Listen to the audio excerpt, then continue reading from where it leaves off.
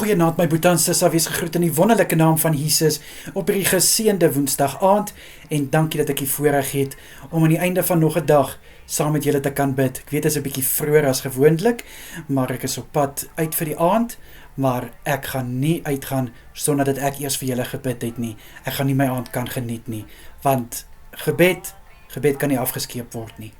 Kom ek bid vir ons. Here, ek sê vir u baie dankie vir die voorreg om tot u te kan bid, Here.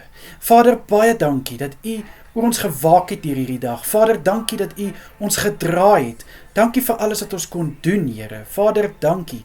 Dankie dat ons weet, liewe Here, u is in beheer.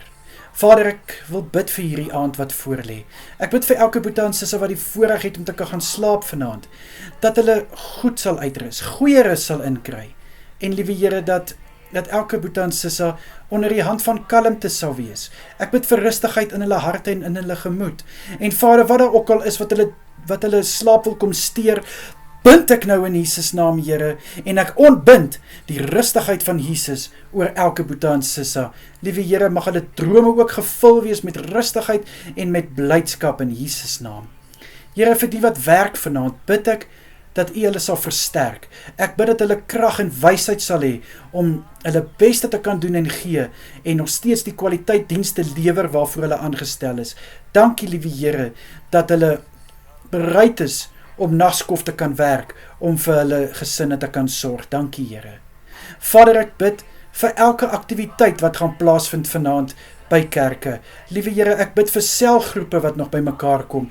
Here, mag u salwing oor elke byeenkoms gestort word. Ek bid, liewe Here, dat elke byeenkoms sal goed afloop. Liewe Here, dit wat bespreek word, dit wat gedoen word, dat dit tot verheerliking van die naam van Jesus sal wees, tot stigting van die koninkryk. Asseblief, Here, in Jesus naam. Vader, sal u asseblief elke boetie en sisse beskerm deur hierdie aand en vir elkeen veilig hou, waar hulle ook al hulle self bevind. In die lieflike naam van Jesus is dit my gebed. Amen en amen. Julle moet 'n wonderlike aand verder hê. Kyk mooi na julle self. Tot môre toe. Wees geseënd.